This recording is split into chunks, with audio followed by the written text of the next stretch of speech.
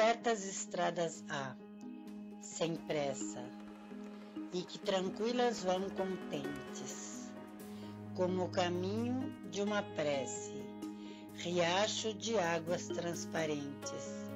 A alma precisa andar sozinha em comunhão com o próprio ser.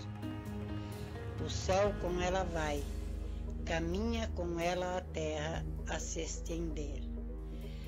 Pausa ideal é esse descanso, que exige o espírito imanente.